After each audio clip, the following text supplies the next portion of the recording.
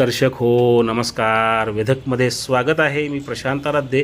एक ताजी घडामोड अशी आहे की आज पंढरपूरमध्ये राजमाता जिजामाता उद्यानाच्या उद्घाटनावरून मोठा वाद निर्माण झालेला आहे.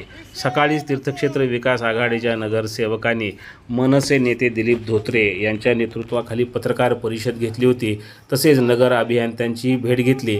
यावेळी त्यांनी सांगितलं की जिजामाता उद्यानाचं काम हे निकृष्ट दर्जाचं झालेलं आहे. त्याचं काम पूर्ण झालेलं नाही आहे. तरीसुद्धा त्याच्या उद्घाटनाचा घाट घातलेला आहे. अनेक नगरसेवकांना याची पत्रिकासुद्धा दिलेली नाही आहे. याचबरोबर या कार्यक्रमाच्या 2 पत्रिका छापण्यात आलेल्या आहेत. यावर प्रशासनाला नगर प्रशासनालाही माहिती नाही आहे आणि नगराध्यक्षांनासुद्धा याच्या संदर्भात काहीही माहिती नाही आहे. ही सर्व बाजू त्यांनी मांडली. तसेच माध्यमांना घेऊन त्यांनी त्या बागेमधले जे निकृष्ट काम आहे तेही दाखवून दिलं होतं. यानंतर सायंकाळी नगराध्यक्षा डॉक्टर प्रणिता भालके यांनी पंढरपूर पोलीस स्टेशनमध्ये नगरसेवकांसमवेत जाऊन एक तक्रारही त्यांनी तिथे दिलेली आहे. पोलीस स्टेशनला निवेदन दिलेलं आहे आणि त्यांनी त्या तक्रार केलेली आहे की नगर परिषदेचा लोगो वापरून कोणी अज्ञाताने याच्या उद्घाटनाची पत्रिका छापलेली आहे आणि त्यांच्यावर कारवाई केली जावी. तसंच त्यांनी यावेळी सांगितलं की या बागेचं काम हे निकृष्ट दर्जाचं झालेलं आहे आणि याची चौकशी व्हावी. याकरता अनेक संघटनांनी मागणी केलेली आहे. त्याची चौकशी व्हावी अशीही त्यांनी यावेळी मागणी केली आणि तीर्थक्षेत्र विकास आघाडीची बाजू जी आहे ती त्यांनी मांडली. यावेळी इथं जे जिजामाता उद्यानाच्या प्रवेशद्वाराजवळ संभाजी ब्रिगेडनं आंदोलनही केलेलं आहे. पहा काय म्हणाल्या नगराध्यक्षा प्रणिता भालके. ते आपण सगळे नगरसेवक घेऊन पोलीस स्टेशनमध्ये आलो.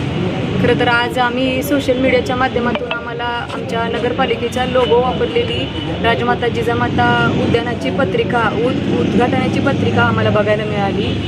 खऱ्या अर्थानं कुठली प्रशासकीय मान्यता नसलेली ही पत्रिका आम्हाला म्हणजे बघायला मिळाली. त्यामुळे आम्ही आज सगळेजण इथं तक्रार देण्यासाठी आम्ही आलेलो आहोत. काय मागणी? म्हणजे कुठलीही प्रशासकीय मान्यता नसताना आम्हाला कुणालाही विचारात न घेता कुठंतरी अज्ञात व्यक्तीने ही नगरपालिकेचा लोगो वापरून अनधिकृत पत्रिका छापलेली आहे. आता उपनगराध्यक्षांनी तिथं जाऊन जनतेला आवाहन केले की 5:30 वाजता उद्घाटन आहे, आपण सगळेजण या. एका बाजूला तुम्ही म्हणताय माहीत नाही, अज्ञात व्यक्तीने पत्रिका छापली. दुसऱ्या बाजूला उपनगराध्यक्ष म्हणतात की तुम्ही मग त्यांच्यावरती कारवाई होईल असं जे लोकांनी म्हणजे त्यांनी आम्हाला कोणालाही विश्वासात न घेता म्हणजे मी अध्यक्ष आहे आणि इवन सीओचं सुद्धा पत्रिकेत नाव नाही. सीओ साहेबांना, अध्यक्षांना आणि नगरसेवकांना कुणालाही विश्वासात न घेता कुठलीही पूर्वकल्पना न देता जर अशी पत्रिका आस्थापना विभागाकडून न छापता कुठंतरी बाहेर पत्रिका छापून जर असं आव्हान ते करत असेल तर त्या लोकांवरती संबंधित प्रत्येक घटकावरती कारवाई होईल. विषय पत्रिकेपुरताच आहे का कामाच्या क्वालिटीचा देखील आहे. संबंधित बऱ्याचशा संघटनांनी आम्हाला बऱ्याच वेळोवेळी पत्र दिलेलं आहे की तिथे क्वालिटी चेक व्हावी.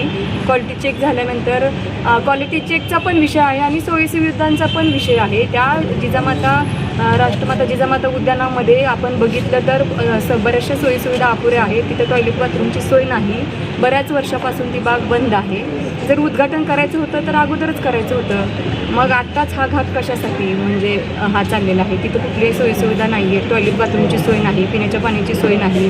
तिथं म्हणजे सुरक्षेच्या दृष्टिकोनातून कुठली सोय नाही. कुठलाही ठराव तिथं झालेला नाही आणि अशा अवस्थेत जर हे उद्घाटन झालं तर ते चुकीचं होईल असं आम्हाला वाटतं. थोड्याच वेळात उद्घाटन होणार आहे, त्यांची तयारी चालली. काय तुमची आताच पोलीस प्रशासनाने तिथं म्हणजे हे पाठवलेलं आहे की हे चुकीच्या दृष्टिकोनातून चाललेलं आहे आणि 2 कर्मचारी देखील त्यांनी पाठवलेले आहेत. योग्य ती कारवाई होईल. तुमचं मत काय आहे नेमकं?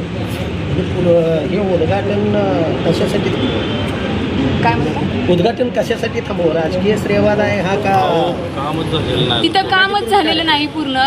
हे बघा, हे उद्घाटन होत असताना लोकांचं ही बाग जी आहे ती कुणासाठी आहे? सर्वसामान्य नागरिकांच्यासाठी आहे, इथल्या लोकांच्यासाठी आहे. त्यांना सर्व सुविधांनी सुसज्ज अशी बाग द्यावी अशी आमची इच्छा आहे. ही ज्यावेळेस आम्ही इथं आलो त्यावेळेस आम्ही लोकसहभागातून ती बाग स्वच्छ केली. इतक्या दिवस बंद अवस्थेत असलेली बाग तुम्ही बघितलेलं आहे की लोकसहभागातून तिथं आम्ही स्वच्छता अभियान घेतलं आणि ती बाग स्वच्छ केली आणि त्या दिवसापासून आम्ही तिथं कामाला लागलेलो आहोत. आणि ही बाग चालू करत असताना एवढा मोठा निधी कुठं खर्च झाला त्याची क्वालिटी चेक होणं वारंवार विविध संघटनांचं मागणं आहे. ती क्वालिटी चेक होऊन त्या बागेत ज्या सोयीसुविधा अपुऱ्या आहेत त्या सुविधा पहिल्यांदा पूर्ण केल्या जावत आणि तिथं टॉयलेट बाथरूमची सोयीसुविधा नाही ती पूर्ण करून तिथल्या सगळ्या नागरिकांना आपल्या शहरामधल्या विश्वासात घेऊन त्याची रीतसर म्हणजे सगळ्या सोयीसुविधा पूर्ण करून लोकांना विश्वासात घेऊन योग्यरित्या त्याची जाहिरात होणं गरजेचं आहे. सगळ्यांना विश्वासात घेऊन तुमच्या माझ्यासारख्यांना सगळ्यांना आमंत्रण देऊनच मग बागेचं उद्घाटन होणं आवश्यक आहे.